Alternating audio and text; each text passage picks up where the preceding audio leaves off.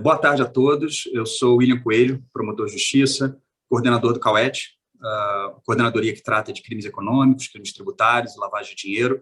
E sejam mais uma vez bem-vindos à sessão da tarde do CICLA, Seminário Internacional de Combate à Lavagem de Dinheiro.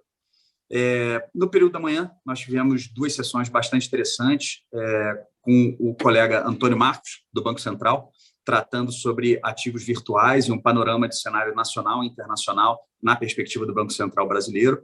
E, na sequência, conversamos com o professor Nico Passas, da Northeastern University, em Boston, que nos trouxe perspectivas sobre fluxos financeiros ilícitos e lavagem de dinheiro transnacional.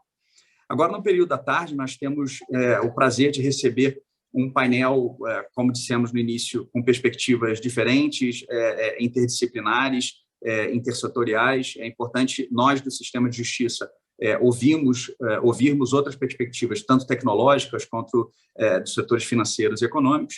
E eu chamo o Nicolas Sacchi para participar como mediador desse painel à tarde. O Nicolas, que é economista e entusiasta de inovação e tecnologia, ele hoje é head do Research do BTG, da Digital Assets, e head do podcast Future of Money, o qual eu recomendo a todos que têm interesse em entender um pouco mais sobre criptoativos. Eles partem de premissas bastante simples até temas bastante complexos e atuais, como rastreamento de ativos. Tem discussões quinzenais sobre panorama normativo de criptoativos. Enfim, estamos num momento muito importante para acompanhar, não só no setor privado, mas principalmente no setor público, sobre as inovações de rastreamento e panorama regulatório. Nicolas, por favor, se apresente e pode tocar. Obrigado, doutor Coelho. Antes de mais nada, eu queria dizer que é um prazer enorme estar aqui com vocês.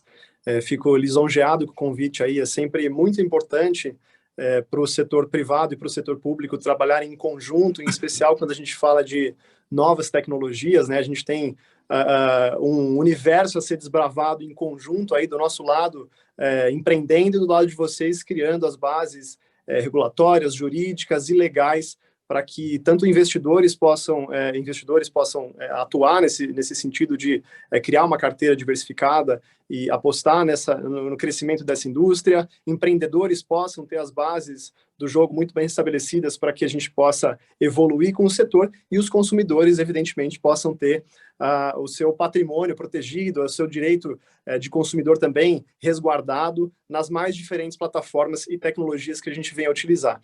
Como o William bem falou, me chamo Nicolas Sacchi, tenho um histórico de atuação no mercado financeiro já bastante extenso, já trabalhei em bancos de investimento, casas de análise de investimento, corretoras de valores, exchanges de criptoativos, e sou economista de formação. E hoje tenho a grande honra e missão de moderar esse painel aqui, que é um painel bem interessante, que traz um debate específico sobre compliance ligado a criptoativos, mais especificamente sobre o Know Your Transaction, né, que é um novo mecanismo que vem sendo utilizado dentro da indústria para que a gente possa justamente ter algum grau de rastreabilidade, né, e garantir que nós não estamos negociando com contrapartes fraudulentas ou criminosas. Então, acho que é um tema bastante pertinente.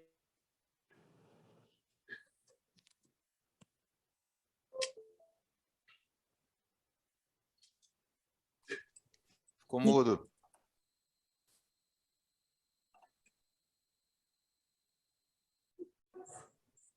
Nicolas, eu acho que você ficou mudo. Tá me ouvindo melhor? Voltou? Voltou. Legal, então vou voltar para as apresentações. Eu tenho aqui o Eduardo Negreiros comigo, da Cerebridge, CryptoTrace, e tenho também a Caitlin Burnett, que é diretora de regulação e compliance da Chainalysis, né? Então são dois nomes de peso. Vou dar um espaço também para ambos se apresentarem, porque acho que ninguém melhor do que eles para falar rapidamente quem eles são, o que eles fazem, mas o debate aqui vai girar justamente em torno dessas empresas a gente chama de blockchain forensics, né, que são tecnologias para rastrear movimentações de criptoativos, e isso é bacana porque a gente tem justamente as movimentações feitas com criptoativos sendo registradas no blockchain, que, para quem não conhece essa tecnologia, ela é um livro de registros descentralizado, né, em que os registros são feitos de maneira pública, mas pseudônima. E o trabalho dessas empresas de blockchain forensics e crypto tracing é justamente você entender quais são as carteiras que estão envolvidas com algum tipo de atividade criminosa ou que já tiveram algum histórico de atuação com criminosos ou negociaram com uma contraparte criminosa, seja lavagem de dinheiro, seja crimes de financiamento ao terrorismo, uma série de outras coisas que podem ser feitas com criptoativos, e a ideia deles é justamente colaborar com a justiça para que a gente tenha um ambiente de negócio mais justo, favorável e que, na verdade, promova o desenvolvimento e não caminhe contra o desenvolvimento socioeconômico, né? Para começar, acho que é importante a gente dizer também que esse painel conta com uma painelista que não é do Brasil, ela é estrangeira, né? Então, nos momentos em que eu for direcionar as perguntas a ela, as perguntas vão ser feitas em inglês e ela vai responder também em inglês. A gente conta com tradução simultânea, como vocês já puderam perceber ao longo dos outros painéis aí, para justamente para quem não está familiarizado com a língua, tá? Então, para começar, vou dar um espaço aqui para a Caitlin se apresentar. Hi, Caitlin, how are you doing? I would like first and foremost to welcome here to our panel, and I would like to ask you to present yourself to the audience. Thanks so much, Nicholas. So my name is Caitlin Barnett, and I'm the Director of Regulation and Compliance at Chainalysis. Started my career out in the traditional financial sector, where I held a number of legal and compliance roles. And then 5 years ago, I had the opportunity to jump over into the crypto space, where I was the Deputy Chief Compliance Officer at Gemini Trust Company, and then Chief Compliance Officer at Bitstamp USA. And then I had the chance to join Chainalysis back in March of this year. And here at Chainalysis, I have a really unique opportunity working with traditional financial sector customers, fintechs, native crypto businesses, as well as regulators across the globe on how they can confidently enter the crypto ecosystem by helping them navigate the fun world of crypto compliance. So really excited to be here today and chat with you all. Great, welcome. And, agora eu vou dar um espaço também para o Eduardo Negreiro se apresentar e falar um pouquinho do que ele faz, quem é a Celebrity Cypher Crypto Trace, desculpa. Por favor, Eduardo. Bem, primeiro obrigado, né? Meu nome é Eduardo Negreiros, na verdade é Cellebrite, né? Cellebrite é bastante conhecida aí no mercado de forças de lei, né? Uma empresa que já trabalha há muito tempo com a parte de forense de ativos digitais em geral, celulares, não só ativos digitais, perdão, celulares, computadores, etc. E eu tenho uma experiência um pouco diferente, porque eu vim, na verdade, desse mundo, né? Do mundo de investigação tradicional, né? E a partir do momento que surge as criptomoedas, os criptoativos, e eles começam a ser usados pelas organizações criminosas, tanto a Cellebrite quanto, e aí no caso eu também, né, começamos a ter que olhar com mais carinho para esse mundo, né? Eu queria te parabenizar, Nicolas, pela evangelização que você faz aí referente a esse mundo, para a gente é muito importante. Eu, do meu lado aqui, também me sinto um pouco evangelizador para o lado dos policiais, dos promotores, etc., né? E eu acho que juntos, como você falou, a gente tem realmente essa missão de tornar de mostrar esse mercado, de separar o que é o crime do que é o bom do mercado, vamos dizer assim, né? O lado positivo desse mercado, para que ele avance, né? Então, queria agradecer também ao Dr. William e ao MG pela oportunidade, e estamos à disposição. Legal, muito legal. Agora a gente vai ter um período breve para que os painelistas apresentem um pouco tanto a parte de modelo de negócios, como o trabalho que eles desenvolvem nas suas respectivas empresas, né, e o nível de inteligência que existe por trás desse tipo de rastreabilidade com blockchain, né? Pode ser tanto para blockchain como DLTs. Acho que vale DLTs, para quem não conhece, é uma tecnologia parecida com blockchain, que utiliza-se dos mesmos princípios, né? A gente chama de Distributed Ledger Technology, que é uma tecnologia de livro-razão, livro de registros contábeis distribuídos, só que ao invés de ser totalmente descentralizada, ela tem um gerenciador no topo, e os participantes da rede ali, são membros selecionados por esse gerenciador, né? Então, Queria convidar, em primeiro lugar, a Caitlin da Chain Analysis. Caitlin, if you would like to present a little bit of your workflow at Chain Analysis and what are the main tools that you use to trace crypto transactions and how that can help the community and also the regulators to stay on top of what's happening, it would be a pleasure to hear you. Sure. So blockchain analytics has transformed dramatically over the past 5 years.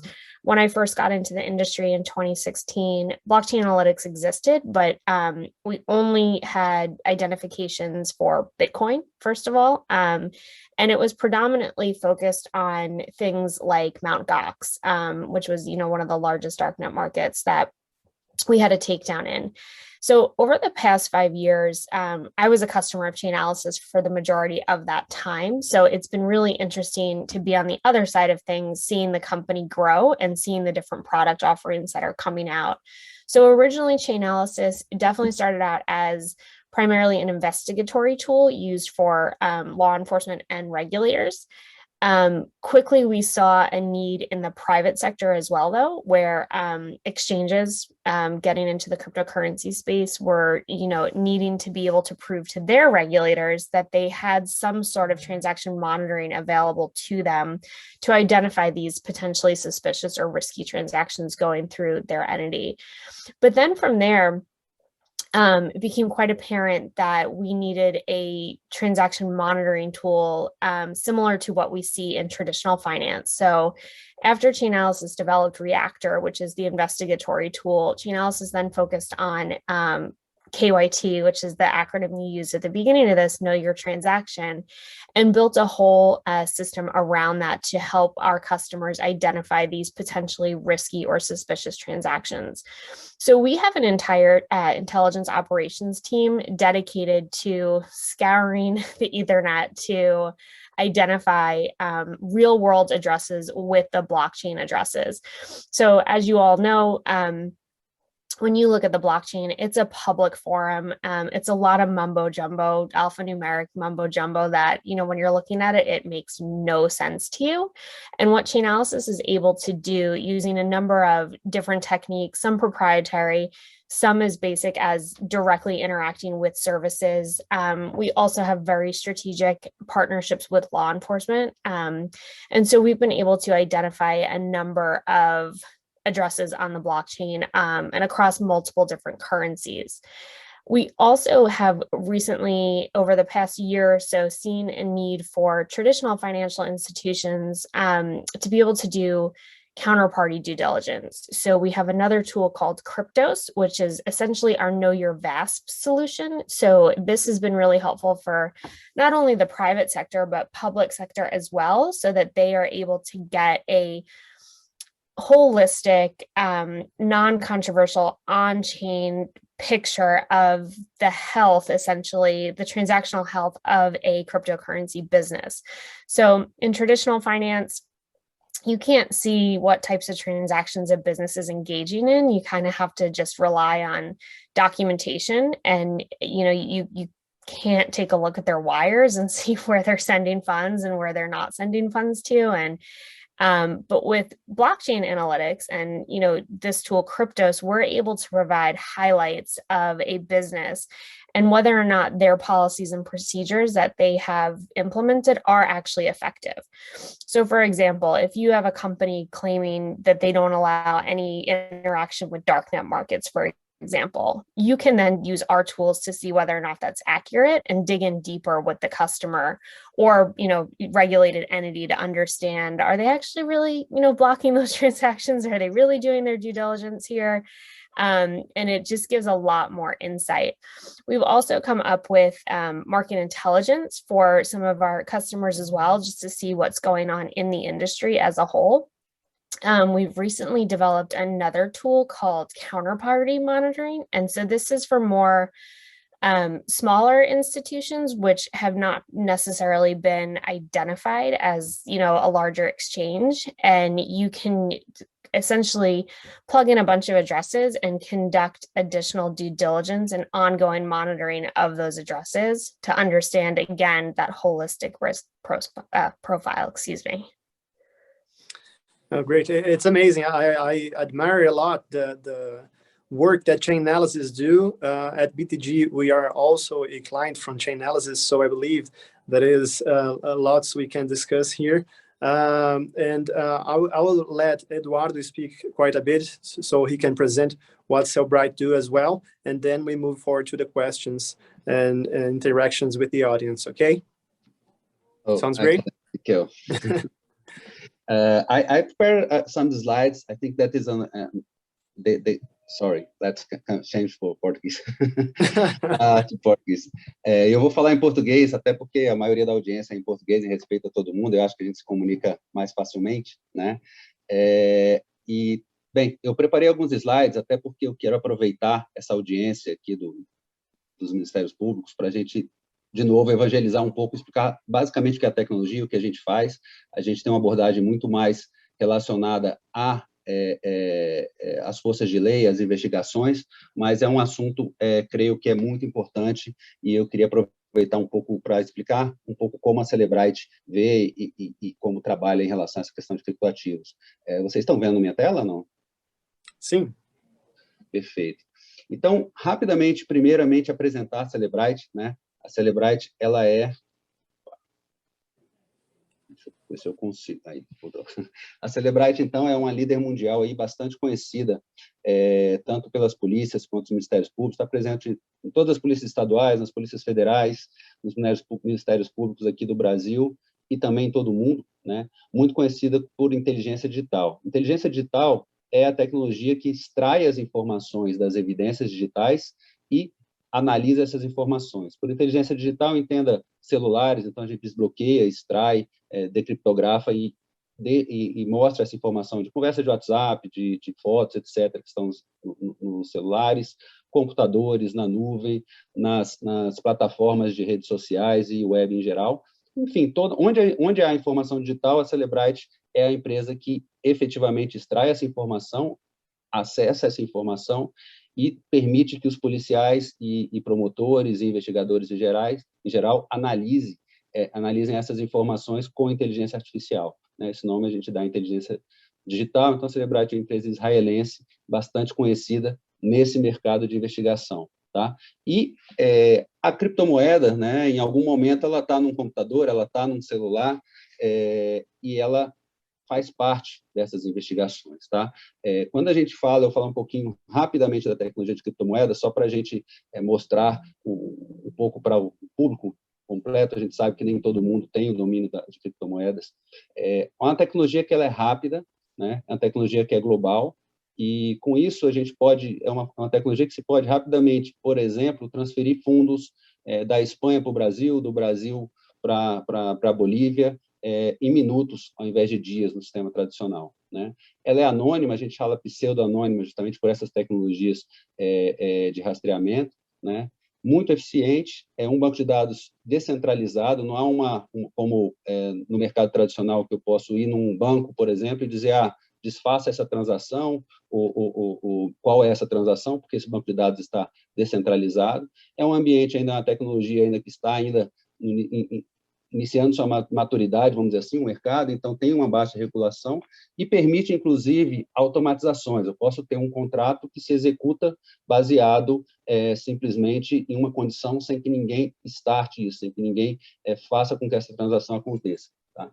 Todas essas características, na verdade, elas são, claro, muito importantes e são responsáveis por esse crescimento de criptomoedas, mas elas também são atrativos para o crime, né? Então, o crime, existe muita atividade ilegal, né, utilizando criptomoeda. É muito importante a gente dizer que existe muito mais atividade legal, né? Não é uma tecnologia para crime, mas ela é, sim, uma atividade que a gente precisa, enquanto Ministério Público, enquanto polícia, tá entendendo o que acontece, né? E aí, a gente vai falar de lavagem de dinheiro, mas não é só em lavagem de dinheiro. Todo crime que necessita de uma transferência multinacional de fundos, né, que necessita de um anonimato, como um sequestro, por exemplo, um ransomware ou mesmo sequestro tradicional, ele pode utilizar esses benefícios que a gente falou da tecnologia para o crime, tá? E aí a gente tem que realmente separar a criptomoeda, né, do crime, mas e entender ela como um instrumento, né? Instrumento de lavagem de dinheiro, instrumento de corrupção, instrumento em que pode ser utilizado para transferência e pagamento de dinheiros internacionais, de valores internacionalmente para crimes transnacionais, e que cada vez está sendo mais utilizado, né? Os criminosos estão com mais capacidade, na realidade, de utilizar mais sofisticação nesse uso de criptomoeda, tá? Eu recebi isso aqui ontem, né? Esse slide, achei bem interessante, né? Que é justamente, a gente está falando de lavagem de dinheiro mais complexa, né? Mas, na realidade, um crime de lavagem de dinheiro, como, por exemplo, a gente vê no mercado na investigação, que é um quadro, por exemplo, né? Então, o pessoal pega obras de artes para adquirir. Quando a gente vai para o mundo virtual, né? Isso é feito com NFT, que é uma criptomoeda da mesma forma. Então, assim, não é que a gente está falando de crimes novos e revolucionários. A gente está usando um instrumento novo, né? A gente não, né? Os criminosos, né? E a gente, como investigador, tem que entender isso, né? Para efetivamente buscar essa investigação, tá? E aí, o mercado é muito importante, né? A gente tem que ser como parte da solução. Ou seja, a gente que é o mercado, e aí eu estou falando não só a polícia, mas o mercado em si, né? Ele precisa usar técnicas e ajudar, na realidade, ao que eu chamo de desmarginalização da criptomoeda, né? Que efetivamente, muita gente tem preconceito e muita gente vê isso como uma questão criminosa, quando, na verdade, é só um instrumento em que a gente tem que mitigar os riscos da empresa e dar segurança para os negócios para o mercado de criptomoeda crescer. Então, se eu tenho uma empresa de carro e eu tenho que ter certeza que não vão estar usando essa criptomoeda para lavar dinheiro no meu negócio, eu não quero manchar a minha imagem, né? Isso está acontecendo, tá? Então, a gente vê a Coinbase propôs recentemente políticas regulatórias, a gente vê a Mastercard comprando uma empresa de rastreamento que é a Cypher3, a gente vê a própria Binance, e aí eu coloquei o exemplo da Binance, mas, na verdade, todas as exchanges aí respondendo às autoridades por informações legais, né, para as investigações. E aí a gente vem no Know Your Transaction. Eu coloquei isso aqui só para a gente entender, a gente entendo que o mercado, que nem todo mundo aqui entende exatamente o que é isso, eu vou colocar de uma forma bem simples. Quando a gente olha no blockchain, basicamente é essa informação que a gente tem. Esse banco de dados distribuído é aberto e ele vai te dizer endereços, né, de transações, de um lado, endereço de transações de outro, o saldo que está acontecendo ali, quanto foi essa transação, ele vai dar essa visão geral, que, na verdade, para a gente é um monte de número, né? O que essas tecnologias no Your Transaction vão fazer, tá, é entender o que está acontecendo. Então, aqui eu pego essa mesma transação e digo, uma conta da Coinbase, né, nessa transação, nessa data, transferiu essa quantidade de bitcoins para essa conta da Coinbase, né? Então, isso é um pouco do Know Your Transaction que a gente fala. E, claro, né, quando a gente entra numa carteira de criptomoeda, então, nesse endereço de criptomoeda aqui, por exemplo, né, eu tenho uma atribuição de risco, então, esse tipo de tecnologia, da nossa tecnologia, da tecnologia da Chainalysis, vai atribuir risco, né, vai colocar saldos, vai colocar várias informações que a gente tem pelos nossos bancos de dados, pelas pesquisas que são feitas, que o mundo tradicional, ou melhor, que o blockchain puro não vai dar. Isso é muito importante, porque se eu sou do mercado financeiro e eu sei que essa transação tem um risco muito alto, eu posso disparar as flags ali, os alertas, né, e fazer um procedimento para ver se eu quero efetivamente transacionar com carteiras com esse nível de risco, né? Então, isso basicamente é um pouco do que a gente faz, um pouco da tecnologia, traduzindo um pouco do que a gente vai falar, tá?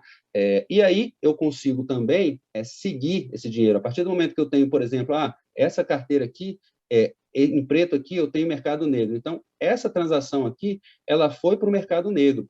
E aí, quando eu penso em polícia, por exemplo, quando eu penso em investigação, eu posso dizer, poxa, essa carteira aqui, ela transacionou com o mercado negro, isso pode ser importante para a minha investigação. Se eu estou falando de um mercado privado, eu estou lá, eu posso dizer, esse tipo de transação eu vou evitar, por exemplo, né? Então, essa tecnologia ela é utilizada tanto em investigações quanto no mercado privado também, tá? E, claro, reportar isso tudo, né? O que eu queria separar aqui um pouco, e aí adicionar em relação ao que a gente vê de compliance, etc., é a investigação criminal, tá? Porque na investigação criminal a gente precisa não só dizer que há um risco e por isso eu não vou transacionar, eu preciso provar que há esse risco. Então, é importante que eu tenha o que a gente chama de conjunto probatório. Então, para os promotores que estão aqui, se eu estou trabalhando com uma investigação em criptomoeda, eu preciso também dizer, essa carteira veio do mercado negro. Por que ela veio do mercado negro? Porque eu tenho aqui uma evidência que diz que em tal dia, em tal hora, ela estava listado na Ágora, que é um mercado negro. Esse endereço aqui ele veio do terrorismo. Por quê? Porque eu tenho essa prova. Então, é importante também entender esse conjunto probatório, ter peritos, né, que possam testemunhar, né, e como a gente faz também toda a parte legal. Então, há um diferencial um pouco dos requisitos, é a mesma coisa, mas há uns requisitos adicionais que, quando a gente fala de investigação de forças de lei, a gente tem que lembrar que o juiz e os advogados de defesa podem questionar as informações das ferramentas. Tá? E uma coisa muito importante é a capacitação, né? É uma tecnologia nova, nem todos os promotores, os policiais têm a informação, mas é importante que tenham, tá? Importante que tenham e é importante também para que possam reconhecer as criptomoedas, pelo menos. Tá? Então, quando a gente vai para um tribunal, a gente tem que ter a capacidade de explicar claramente, isso aqui, conforme eu comprovei, veio do mercado negro, esses fundos que estão aqui nessa carteira, e por venda de droga, por exemplo, né? Então, é importante que isso fique claro para o juiz e que a gente tenha essas informações de forma probatória, tá? Até que se tenha uma sentença positiva, e o juiz, nessa sentença positiva, ele vai dizer que ele não tem dúvida, ele precisa não ter dúvida, né? Que esse fundo, que está no criptomoeda, por exemplo, de lavagem de dinheiro, de drogas, o que seja, foi utilizado de forma ilegal. Tá? Então, esse é um diferencial quando a gente vai para o mercado de lei em relação ao mercado tradicional. Tá? Então, e um ponto importante é que essas criptomoedas, a gente não está falando só de crime de lavagem de dinheiro. Eu diria que criptomoeda está em qualquer crime, né? E é por isso que a Cellebrite trabalha muito com isso. Se eu tenho um crime de sequestro e eu pego um telefone e eu analiso esse telefone e ali tem um endereço de criptomoeda, ele passa a ser um elemento de investigação, saber esse saldo, saber se isso foi utilizado para uma compra de arma e etc. Então, quando a gente vai na investigação, eu tenho a superfície, que em qualquer crime, eu preciso verificar se houve um uso de criptomoeda, aí, a partir daí, eu consigo detectar essas pistas da criptomoeda e eu parto, então, finalmente, para a análise, a movimentação dessa criptomoeda, conforme a gente mostrou mais antes. Tá? Então, é importante a gente entender que, lógico, a gente tem que ter especialistas de crime financeiro, lavagem de dinheiro, etc., mas, assim como a lavagem de dinheiro está em todos os crimes, né, pode estar em todo o crime organizado e outros, a criptomoeda é só um elemento, tá? E é importante a gente ter essa visão. E aí, o fator recurso humano dos promotores, dos policiais, de entender, pelo menos, eu tenho um telefone, eu tenho um computador, pode ter uma carteira de criptomoeda ali. O que é um cold wallet? Isso aqui não é um pendrive, isso aqui é um cold wallet, pode ter dinheiro ali, né? Uma conversa de WhatsApp simples pode ter um endereço de criptomoeda. Um conjunto de palavras pode ser efetivamente relacionado à criptomoeda. Então, todo esse tipo de componente probatório, ele vem do recurso humano identificar, né? E depois o fator tecnológico, né? Quando a gente fala da Cellebrite, por exemplo, se a gente pega a extração de um telefone, né? Nessa extração do telefone, eu já digo, tem um aplicativo de criptomoedas aqui, né? O próprio software que extrai o telefone, ele já pode dizer isso, ele já pode dizer, nessa conversa de WhatsApp, ele já reconheceu automaticamente que tem um endereço, né, de criptomoeda. Ele pode reconhecer essas fotos e dizer, isso aqui são endereços, são relacionados à criptomoeda.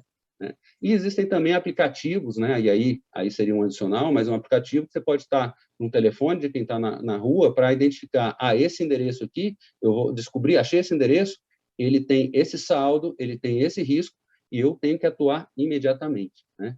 Então, essa é a ideia, basicamente, quando a gente fala de criptomoeda e investigações de criptomoeda, que é fundamental a gente entender essas transações, né? É fundamental a gente entender o que está acontecendo, mas independente de só lavagem de dinheiro, o Know Your Transaction, Know Your Customer, e aí tanto o mercado pode ajudar a gente a guardando essas informações, é fundamental, tanto em autorregulação quanto com regulação externa, né, com regulação pública, mas o mercado, quem está junto com o mercado para fazer o mercado crescer de forma legal, né, ele precisa guardar essas informações e compartilhar com as forças de lei, né? Aqui eu coloquei um pouco do que a Kathleen falou, né, de como é que essas tecnologias funcionam. Então, basicamente, elas rastreiam o blockchain, né, fazem um banco de dados adicional de transação, classificam as entidades com várias formas de pesquisa,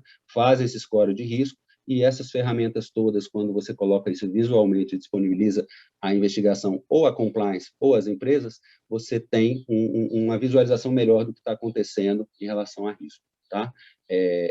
Quando a gente pensa numa plataforma de investigação, né, a gente tem lá as fontes de informação de nuvem, eu tenho as fontes de informação, pode ser um celular, pode ser um computador, pode ser fontes de web, eu vou extrair essas informações, como a gente já faz para qualquer crime, né? Só que a diferença é que, quando eu tenho essa informação, eu também preciso, de repente, identificar, aqui tem criptomoeda, e aí eu vou disparar toda essa investigação de criptomoeda. Então, é uma tecnologia nova, mas não quer dizer que é uma tecnologia que a gente já não assim como todas as outras, né, que estão envolvidas com a investigação, é importante só que a gente entenda essa tecnologia, né? E aí a gente pode ajudar, seja com treinamento, seja com plataformas, etc. Mas é fundamental, eu acho, que as polícias, os ministérios públicos e as forças de lei em geral, eles tenham em sua formação pelo menos um conhecimento básico de criptomoeda e, claro, seus grupos de criptomoeda especiais, de rastreamento, de lavagem de dinheiro, de criptomoeda especializados. Isso a gente já vê acontecendo, está vendo acontecer já no mercado, e isso é muito importante. Tá? Coloquei aqui também um link para um relatório relacionado à lavagem de dinheiro, né, do nosso parceiro, que é a Cypher3. Então, a criptomoeda, a Cellebrite, ela usa a tecnologia da Cypher3 para esse rastreamento, junto com a nossa tecnologia que identifica as criptomoedas. Tentei falar rapidamente, mas o meu objetivo era realmente aproveitar esse momento para a gente evangelizar um pouco, entender um pouco como isso, na função do Ministério Público, na função dos promotores, como é importante entender um pouco de criptomoeda, entender onde encontrar informação e entender o que fazer com essa informação. Tá? Agradeço, meu contato também fica aqui, caso alguém tenha interesse em a gente avançar nesse tema. Fui rápido, correndo, mas... Muito bom, Eduardo. Acho que foi até importante trazer uma apresentação visual, um guia de orientações. A parte das transações também, eu sempre gosto de mostrar, até quando a gente fala dos códigos alfanuméricos ali, que mostram os hashes, né? Acho que é um método muito bom de se explicar como que funciona toda essa parte de criptografia, né? Até por isso, acho que a primeira pergunta que eu gostaria de direcionar aos painelistas é que a gente tem esse movimento, né, que são os criptoativos, que surgiram com o Bitcoin, né, idealizado pela primeira vez em 2007, o Bitcoin, né, foi, de fato, desenvolvido, trabalhado como uma tecnologia e descrito num white paper em 2008 e implementado como tecnologia em 2009, deu o chute inicial aí para o mercado para que ele pudesse aflorar, né? Então a gente tem pouco mais de 12 anos de mercado e tradicionalmente, né, quando você olha para a palavra, né, crypto asset ou cryptocurrency, né, não é à toa que ela vem precedida da palavra cripto, né? Porque é uma classe de ativos que envolve criptografia. E criptografia é justamente a ciência que busca uma forma viável de se ocultar informações, né? E dado que a gente tem esse ambiente hostil, né? Você tem um ambiente de comunicação hostil e você precisa ocultar informações, é por isso que se utiliza a criptografia na transmissão de mensagerias, seja via WhatsApp, seja de comunicação interbancária e agora também com os criptoativos. A minha pergunta, que acho que é uma pergunta bem pertinente, é justamente sobre isso, né? Dado que você tem uma tecnologia que nasce para tentar ocultar a informação, é muito importante que a gente tenha o papel das empresas de inteligência de mercado que auxiliam, né, justamente nesse controle de movimentações financeiras. Qual que, na opinião de vocês, é o maior desafio, né, como empresa de solução tecnológica, para justamente criar uma parceria com reguladores, de forma que você não fira a inovação e o desenvolvimento do próprio mercado. E acho que é importante, antes de eu abrir espaço para vocês conversarem aqui, que, na verdade, acho que é natural que a gente tenha a entrada de empresas de inteligência nesse setor, é importante que a gente tenha a entrada de empresas de inteligência nesse setor, justamente para a gente conseguir promover todos esses direitos fundamentais de investidores, empreendedores e consumidores. Então, eu queria entender qual é o maior desafio que vocês encontram aí, e também dizer que do momento em que o Bitcoin foi conceituado, né, em 2007, 2008, implementado em 2009, você teve uma mudança significativa nas narrativas de mercado, né? Então, ele começou, de fato, como esse ativo para ser usado em transações criptográficas e que não tivessem nenhum tipo de supervisão do governo, mas hoje a gente evoluiu bastante, né? Acho que eu diria que a gente já está no 4º ou 5º ciclo de mercado, com inclusive grandes instituições entrando e sendo clientes de plataformas como a de vocês, né? Então eu queria entender um pouco quais são os grandes desafios que vocês encontram. If you'd like to start, Caitlin, I don't know if you understood my question, but I can make it in English if you would like to. So I had it translated, so I think I'm good to go. So I'll start first with your first question around the biggest challenges and it's not challenges for us dealing with regulators. I think it's a challenge for all of us, to be quite honest.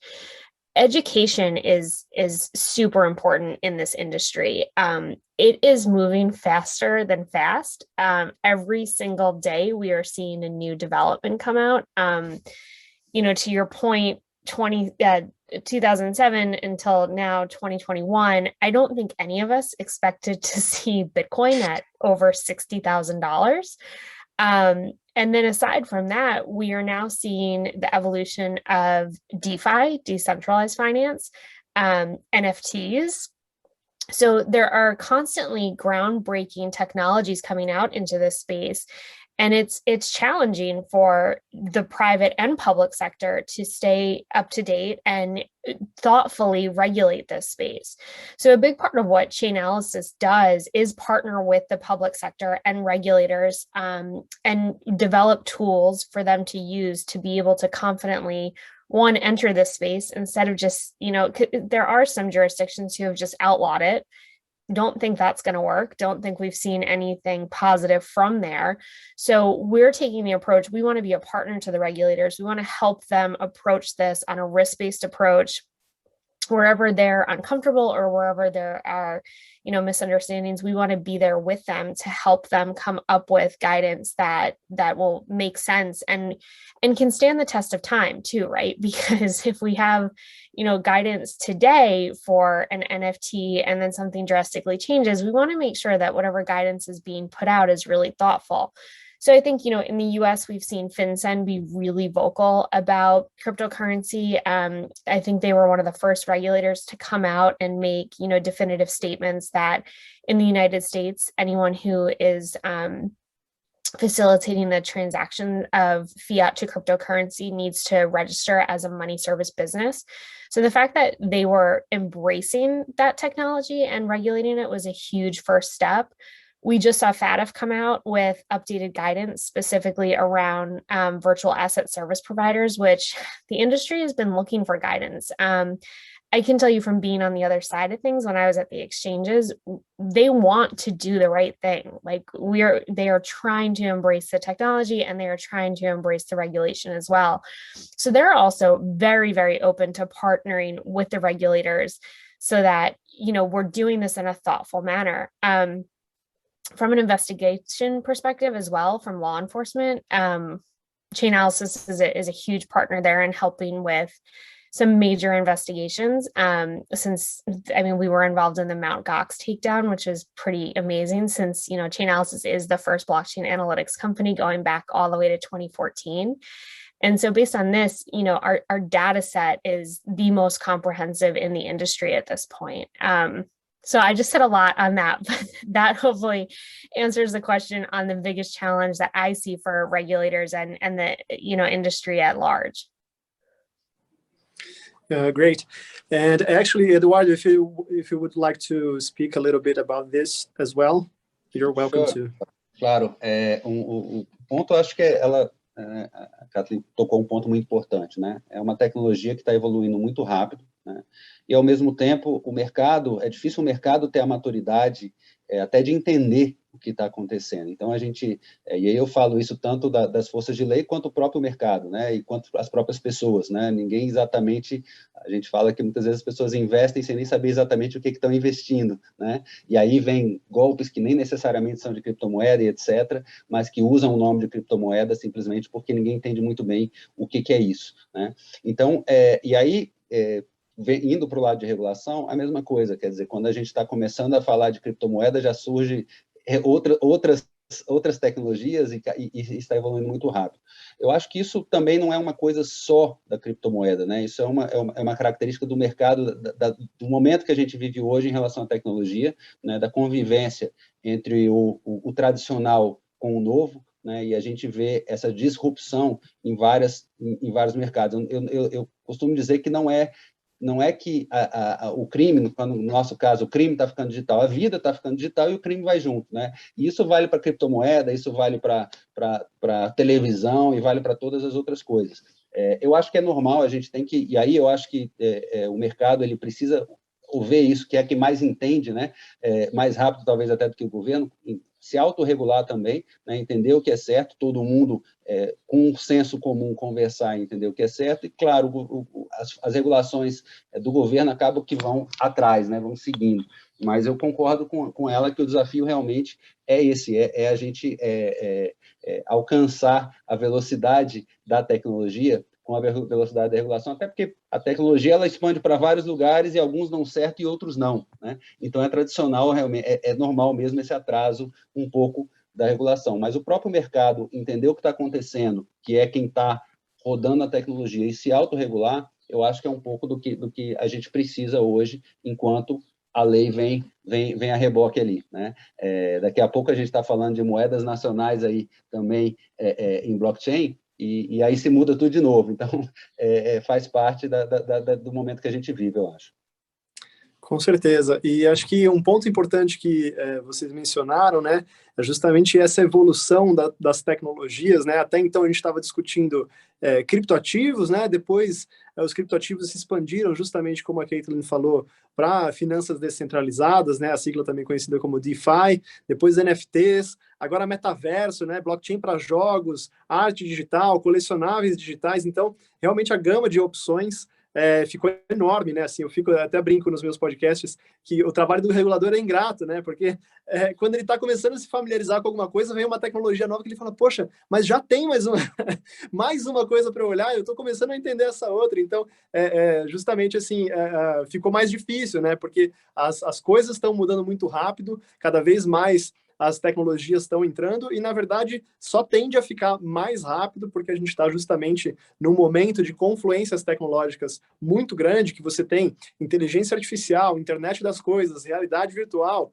blockchain, criptoativos, digitalização geral da economia, né? Então, sem sombra de dúvidas, o trabalho do regulador, do legislador e do procurador de justiça, com certeza vai ficar mais difícil, porque ele vai ter que entender de todas essas tecnologias, mas o que eu queria trazer de pergunta para vocês é justamente o seguinte, nós temos o Bitcoin e os criptoativos não como um fim para se cometer crimes, né? O que eu quero dizer é que os criptoativos não foram criados para que você possa cometer crimes.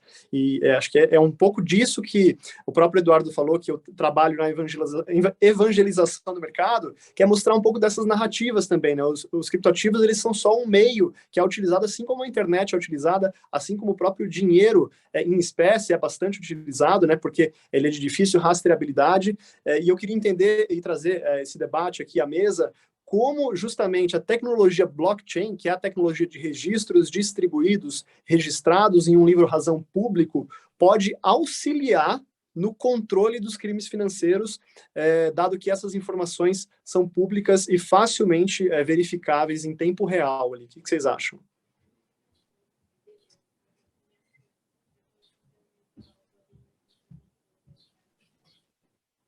Bem, vou começar essa então. Eu acho que hoje tem até o contrário, né? Engraçado, eu estava vendo justamente um podcast mostrando justamente isso. Se você pensar para que foi criada a criptomoeda, né? Inicialmente, lá atrás, lá no começo, né?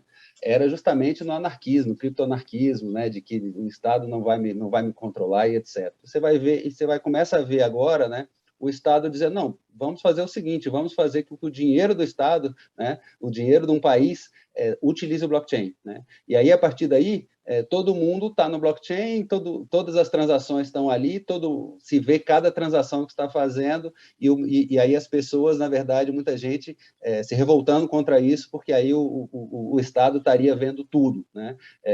Então, de novo, é uma tecnologia que ele pode ser utilizado, como toda tecnologia, para tudo, né? Eu acho que há um meio termo, né? E há várias utilizações do blockchain aí fora necessariamente de criptomoeda, mas até quando a gente pensa em cartório, em quando a gente precisa registrar as informações, etc., vários usos da tecnologia, né? Até no caso nosso mesmo, quando a gente fala de forense, existem alguns mecanismos da cadeia de custódia que já estão começando a se pensar em falar em blockchain. Então, assim, é uma tecnologia que ela é muito poderosa, né? Eu acho que esse é o ponto, e como foi falado por você também, é isso, assim, é uma tecnologia que pode ser usada para tudo, existem vários meios, tanto para o criptoanarquismo quanto para o controle geral, né? E isso mostra bem o poder dessa tecnologia. Então, é a gente entender o que é o melhor uso como sociedade. Eu acho que esse aqui é o principal. Muito bom. Caitlin, would you like to add something to that matter? Sure. So I think, you kind of nailed it when you said that there's a misconception that crypto was created for nefarious purposes. And that misconception is still prevalent all over today. And it's one of the biggest challenges that I face in my role here at Chainalysis. We have a lot of traditional financial institutions entering this market. And the first question is, I don't want to deal with any dirty Bitcoin. I don't want to deal with any illicit funds. And it's like, okay, like, that's great. Do you deal with dirty dollars? Yeah, every day you do. It's the same thing. There's always going to be negative use cases for technology like this. So I can remember the first time that I saw blockchain analytics, and I had just transferred over from the traditional financial sector from a correspondent banking special investigations role in the transaction monitoring department. So very limited to what I could see. I was limited to Googling shell company names and jurisdictions and, memo details, and just trying to find patterns of suspicious activity. When I saw blockchain analytics be able to definitively tell me that something was coming from or going to a darknet market and it was bad, I was like, this is a game changer. Like, we can just, close the account, file the suspicious activity report, and be done with it. But there are two gut reactions that I've seen people have. One, they have my reaction where they're embracing it and see, okay, like, this blockchain analytics is used for good. We're going to be able to identify this activity, put a stop to it. And we've seen huge advancements, with takedown of child abuse material sites. Chainalysis was involved with, Welcome to Video, which was a huge accomplishment on our side and for the industry as a whole. But then you have the opposite reaction where some people see it and they're like, I don't want to know that it's coming from child abuse material, but we know that fiat is being used for child abuse material. So it's getting people comfortable with the idea that, yes, it is used for negative, scenarios and nefarious issues, but so is fiat. And what the blockchain does for us is give us that visibility. And so again, it goes back to the idea of education and just making sure people truly understand the power of blockchain analytics when it comes to prevention of money laundering and things of that nature. Yes, and actually, Chainalysis has a crypto crime report that you release every semester, right? And gives an idea of how much of the crypto transactions are being used for committing crimes, right? Correct. And we estimate that it's 1%. Yeah, it's just a little bit. And actually, I believe this forum is just about discussing this 1% of illicit transactions and how can chain analysis and CipherTrace help to trace those transactions and reach the outlawers that are committing crimes, right? E aí, acho que um próximo ponto que eu gostaria de trazer aqui, a gente até mencionou, né? A Caitlin disse que a gente tem esses dois lados, né? Um do que gostaria de entender as movimentações, outro que não gostaria. Eu diria até que a gente tem um terceiro, que são quando você fala em especial não só de cripto, mas também, como o Eduardo mencionou, de moedas digitais de bancos centrais, né, as Central Bank Digital Currencies, como que você consegue simultaneamente garantir que a sua contraparte não é um criminoso, ao mesmo tempo em que você mantém a privacidade do usuário preservada, né? São duas coisas importantes de serem mantidas e que eu acredito que elas não sejam mutuamente excludentes. Na verdade, elas podem trabalhar juntos e cada vez mais a gente tem plataformas como a Chainalysis, a Cellebrite, né, e várias outras, Elliptic. Você tem uma série de empresas que atuam nesse setor justamente para que você possa ter um modelo de conhecer o seu cliente, né, sem que você necessariamente revele a identidade dele, sem que você necessariamente precise revelar informações pessoais. Esse é um debate cada vez mais presente na indústria, né? Como que você garante que a privacidade do usuário, que é um direito básico a ser garantido, não seja violada, mas consiga assegurar que você não está negociando com uma contraparte que é criminosa ou que está cometendo algum crime de lavagem de dinheiro e coisas do tipo.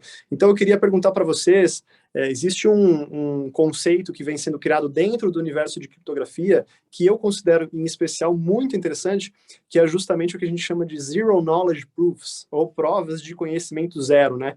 Que são mecanismos de garantia de prova probabilística, que nos mostram que uma informação é verdadeira, sem revelar efetivamente essa informação. Então, existe muita pesquisa sendo desenvolvida sobre isso nesse ambiente do lado acadêmico. Para dar uma ilustração básica aqui do que seria isso, acho que a maneira mais simples que eu tenho é um exemplo que eu roubei da juíza Renata Baião, né, que estuda blockchain, faz parte de um conglomerado de pessoas que estudam blockchain, e ela disse que o Zero Knowledge Proof nada mais é do que, vamos supor que estamos eu e o Eduardo, ou eu e a Caitlin caminhando na rua, ela encontra um celular no chão e fala, olha, eu achei esse celular, e eu respondo para ela, esse celular é meu. Ela fala, então me prova que esse celular é seu. Se eu tiver a senha de acesso para desbloquear esse aparelho, probabilisticamente, as chances desse celular ser meu são muito grandes. Então, esse mesmo conceito vem sendo estudado para ser implementado nas políticas de Know Your Customer e Know Your Compliance. Eu queria saber em que pé está isso, tanto para a Cellebrite como para a Chainalysis. Se vocês puderem falar um pouquinho sobre isso, vai ser ótimo.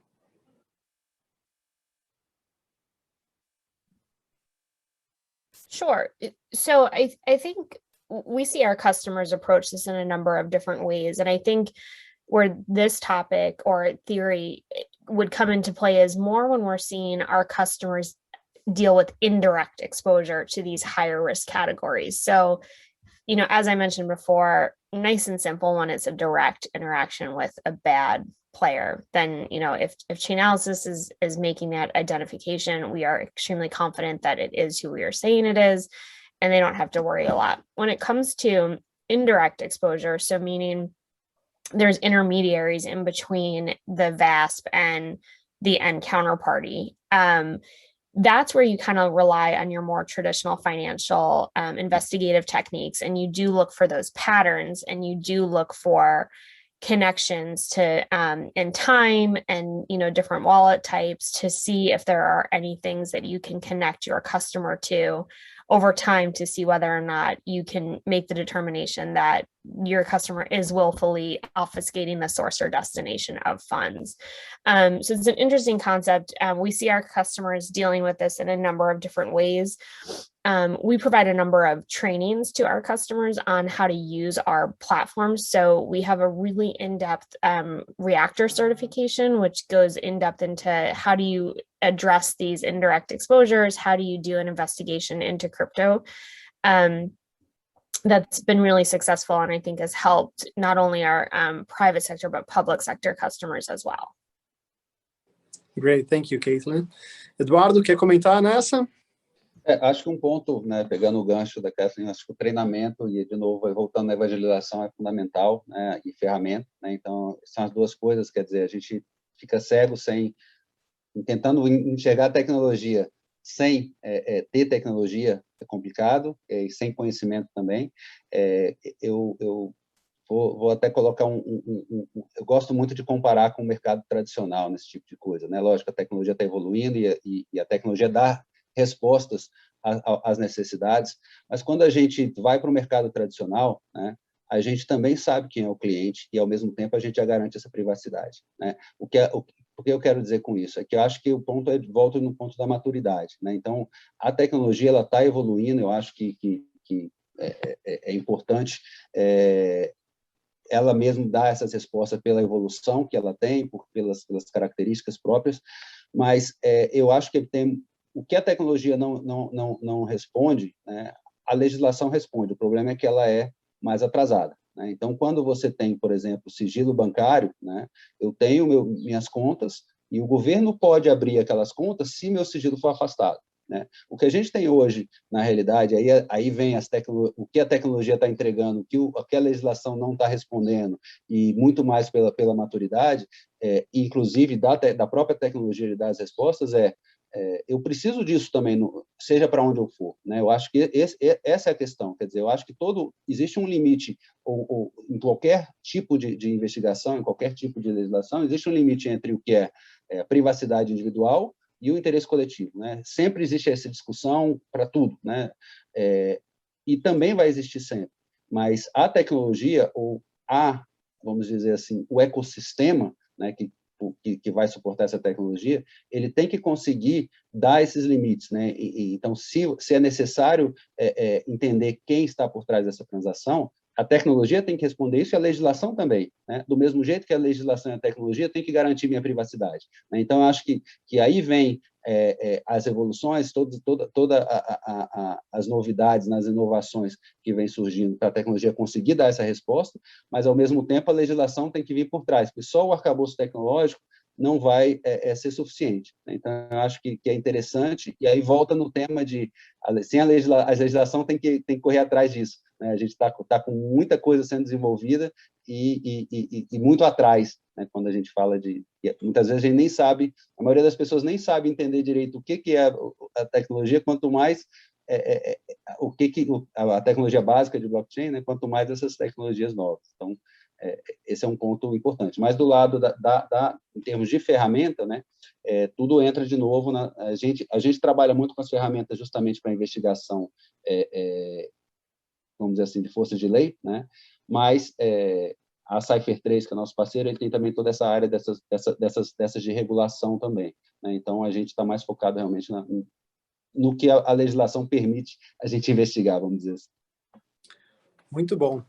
E aí, eu vou fazer uma última pergunta aqui, até porque eu quero abrir um espaço também para a audiência enviar perguntas, então já vou deixar aberto aqui para todos que quiserem mandar uma pergunta, já tem uma para enviar para vocês que foi enviada pela nossa audiência, mas acho que esse ponto foi importante que vocês trouxeram, né, sobre ter informações relevantes, e hoje você tem no Brasil, para quem não conhece da nossa audiência, mas o marco regulatório ligado a criptoativos é justamente as instruções normativas da Receita Federal 1888 e 1889, que obrigam as plataformas de negociação de cripto no Brasil a informarem todas as movimentações que são realizadas pelos seus clientes, e também obrigam os usuários que movimentam mais de 30 mil reais no mês, informarem a Receita Federal qual plataforma eles utilizaram, e se foi feita uma transação peer-to-peer, né, que é de pessoa para pessoa, que a tecnologia tem uma característica que possibilita esse tipo de movimentação, você também precisa informar, né, com movimentações no mês que superem R$30 mil, justamente quem é a sua contraparte, CPF, o seu CPF, o CPF da contraparte, justamente para que você tenha a possibilidade de acompanhar as transações e haja um auxílio aí no processo de vigilância desse setor para garantir que você não está lavando dinheiro, cometendo evasão de divisas e coisas do gênero, né? E aí, para fechar, acho que eu queria trazer um caso prático aqui, né? Tentar colocar um pouco no dia a dia também dos que nos assistem, e justamente trazer um caso de um acontecimento, eventualmente uma pessoa que negociou com uma contraparte que tem uma carteira na Dark Web, né, na Darknet ou na Deep Web, enfim, como você preferir, e em linhas gerais ele pegou esse valor que foi recebido e jogou no que a gente chama de Coin Mixer, né, que é uma ferramenta utilizada para disparar o saldo que foi recebido para diversas carteiras, justamente para tentar driblar ferramentas de monitoramento. Eu queria perguntar a vocês aqui que que apresentam as ferramentas, como a gente conseguiria justamente identificar, né, que em um determinado momento do tempo, essa transação, esse Bitcoin que você está recebendo, passou por uma transação ilícita, mesmo depois de ter passado por um coin mixing. Na realidade, assim, acho que a gente tem que dividir, quando a gente fala de investigação, e aí eu acho que vale a mesma coisa quando a gente fala de investigação tradicional em dinheiro também, né? Não necessariamente o fato da gente saber o caminho do dinheiro significa que a gente vai recuperar esse dinheiro, né? Então, existem alguns momentos em que a investigação vai parar e vai dizer, você recebeu esse fundo de um dark web, ou você chegou num mixer, então você está fazendo já alguma coisa, você está querendo esconder esse dinheiro, e isso, do ponto de vista de investigação, já uma informação, né? Então, se provar isso, já é uma informação. Não necessariamente em todas as investigações, pelo fato do blockchain ser público, etc., não necessariamente quer dizer que a gente sempre vai encontrar o dinheiro onde ele está e mesmo que a gente encontre, não necessariamente você vai, ainda mais que é global, que você vai conseguir apreender esse dinheiro, né? Então, na realidade, quando a gente trabalha com esse tipo de ferramenta, só o fato da informação de que foi para um mixer ou que veio de um dark web, e lógico, isso um conjunto probatório junto a todos os outros, né? Quer dizer, veio do dark web, mas ele estava fazendo o quê? Ele estava comprando uma arma. Então, assim, como eu falei no começo, o crime, na realidade, ele é um conjunto, né? Isso é só mais um instrumento e também mais um objeto de investigação que, junto com as outras, você vai criar seu caso, né? Então, na investigação, vão existir momentos em que, elementos em que você vai parar ali, né? O mixer, por outro lado, tem um custo tipicamente caro, então, a gente muitas vezes não evita, a gente vê criminosos evitando muitas vezes usar, mas existem realmente problemas ali, vamos dizer assim, algumas vezes você vai parar na investigação, o que não quer dizer que talvez você não recuperou o ativo, que você não quer dizer que você não conseguiu provar um crime ou usar isso como elemento probatório. Great. Caitlin, you would like to add something to this matter? Sure. So, similar to what Eduardo said, you don't always know definitively where it's coming from or where it's going to, but the mere presence of a mixer is a red flag. And from an AML perspective, you see a red flag, you are required to investigate. And so if you're a regulated institution, such as a VASP or a bank, and you see that your customer is interacting with a mixer, it requires you to ask additional questions and do due diligence on that customer to understand the purpose of that transaction. Why are you using a mixer? There are legitimate reasons, don't get me wrong. Some people, in this industry in particular, like we've talked about, like the anonymity associated with crypto, even though it's really not that anonymous. But most times we see that people are using mixers for nefarious purposes. They want to obfuscate the source or destination of funds.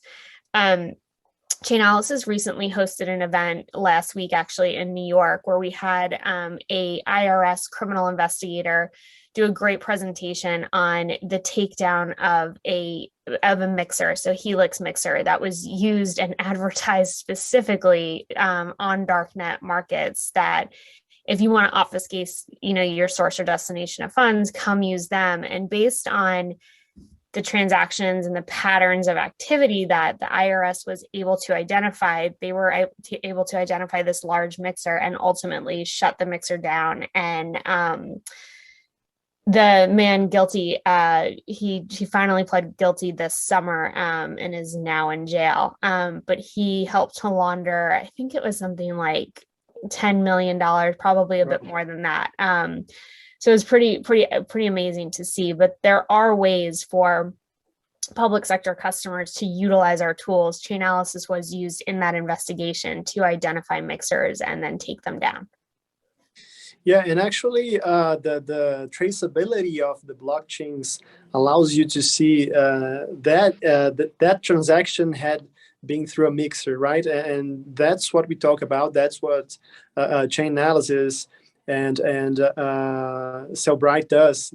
They look at the on-chain data to see patterns and things that raises yellow or red flags to help regulators and the justice to identify those criminals, correct? Yes, and excuse me, I just double checked myself. It was over $300 million that Wow. Helix helped to funnel and launder. It is really amazing the size of these operations. And now, agora eu vou direcionar uma pergunta que a gente recebeu aqui no chat. Se alguém tiver mais alguma pergunta, por favor, envie.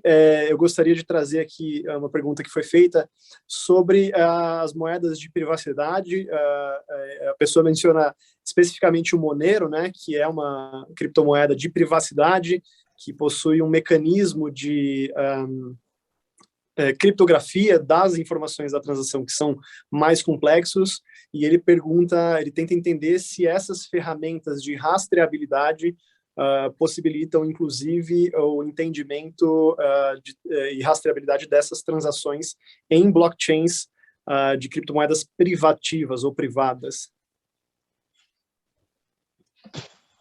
O Monero, ele tem uma dificuldade maior desse rastreamento, justamente pelo tipo de tecnologia, né? A gente, tipicamente, não detalha tanto como é feito nesses fóruns mais abertos, mas é possível, né?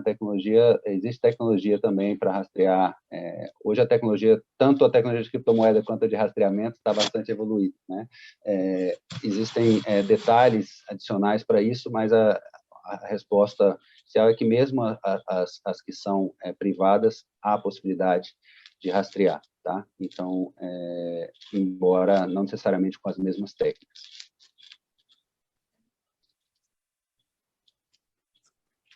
Legal. E aí, nós temos uma outra pergunta aqui sobre... Eu vou ler a pergunta, tá? Para obter a informação da pessoa para quem foi enviado o valor em criptomoeda, é necessária investigação? Ou o uso da Sellbrite ou da Chainalysis pode ser feito por qualquer interessado? Como funciona esse tipo de investigação? O uso da ferramenta, né, existem ferramentas, né, a Sellbrite tem ferramentas para o mercado privado, para o mercado público, acredito que a Chainalysis também deixa me responder, mas, como eu falei, a investigação, né, ela precisa de mais informação, muitas vezes, para você conseguir um conjunto probatório ciente. Talvez no mercado privado, ele basicamente precisa de informação de risco, né? Então, é um outro tipo de análise, né? Então, você está muito mais preocupado em entender de onde veio aquele dinheiro, mas o objetivo é outro, né? Então, isso é importante. Em relação a quem é a pessoa especificamente, na realidade, isso não vem exatamente na ferramenta por CPF, tá? Então, basicamente, o que vai acontecer é que você vai encontrar onde está, por exemplo, está no exchange, onde está aquilo ali, e a conexão, vamos dizer assim, do mundo físico com o mundo virtual é feita tradicionalmente perguntando, né? Então, vamos dizer, foi parar na Binance, por exemplo, ou no mercado Bitcoin, para ser o que vai apresentar daqui a pouco. Então, a força de lei, assim como faz o Itaú vai fazer com o mercado Bitcoin. Ei, quem é a pessoa dessa transação? Né? Então, não é que todo o CPF está na ferramenta. Né? Na realidade, a gente utiliza a ferramenta para entender, rastrear, e a partir dali você vai para os métodos tradicionais de investigação. Né? O que ela vai fazer é dizer onde está o dinheiro, depois ir atrás dele, você vai com o método tradicional. Tá? Com uma vantagem, na realidade, que tipicamente nas exchanges, elas respondem, independente de você precisar de uma ordem judicial, ela vai responder às forças de lei. É aquele negócio que eu falei do mercado se autorregular e se autoajudar. Né? Então, se você é um promotor, se você está com um endereço de criptomoeda, você pode solicitar, na maioria das exchanges, ela tem os contatos, né, as interfaces com as forças de lei, e aí, muitas vezes, até, por exemplo, ele vai suspender aquela operação naquela carteira até que se consiga alguma ordem judicial, enfim, pode te passar alguma informação. Então, mas isso vem das exchanges do mercado, né, as informações detalhadas, que é o Know Your Customer, né, que é uma das outras importantes características que a gente falou aqui mais cedo. Ótimo. Caitlin, would you like to add something to that matter? Sure. Sorry, it's a little tricky with the translation when it cuts out. So I don't know if the translation was inaccurate, but I think Eduardo said that exchanges would provide information without legal process.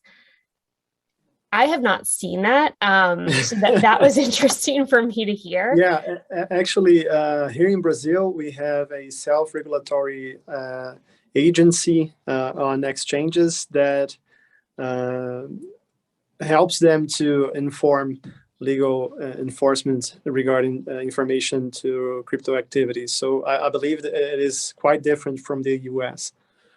Yeah, so as long as there's a self-regulatory authority associated with it, I could totally see that. I have never seen a exchange voluntarily just give the information just due to privacy concerns of their customer.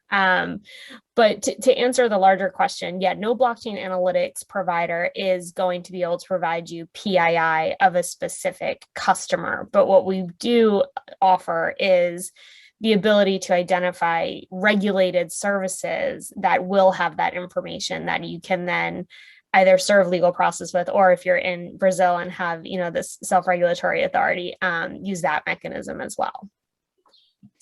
Great. Nós tínhamos uma última pergunta aqui, mas nós já estamos curtos de horário, né? Infelizmente, essa pergunta ela vai ser endereçada para os debatedores aqui, então essa resposta você vai obter, mas infelizmente não agora. Queria agradecer, antes de mais nada, a participação de todos que nos acompanharam aqui, em especial aos painelistas, e queria saber se vocês têm alguma última consideração final que vocês gostariam de fazer dentro de 1 minuto. Só realmente agradecer a oportunidade, né? Eu deixei nos meus slides o meu contato, né? Faço eduardo.negreiros@celebrite.com.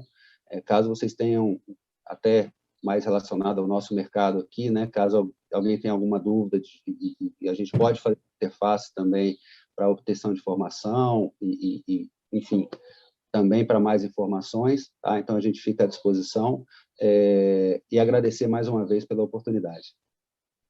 Muito obrigado, Eduardo. Caitlin, you have any final remarks you would like to make in this next minute?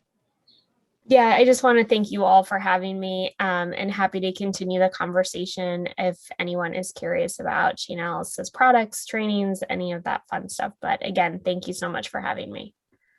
Thank you. Eu também gostaria de agradecer a todos e convidá-los todos também a ficarem aqui com a gente no próximo painel que a gente vai ter, com a participação da AB Cripto, que é a autarquia, a agência que regula, propõe a autorregulação desse setor, mercado Bitcoin, que é uma das principais plataformas de negociação de criptoativos do Brasil, e também a Receita Federal, representada pelo Gerson Machado Guarsoni. Tá legal, pessoal? Muito obrigado, foi um prazer estar aqui com vocês. Convido todos a conhecerem o meu conteúdo também sobre cripto, blockchain e novas tecnologias. E me despeço por aqui. Um abraço e até a próxima.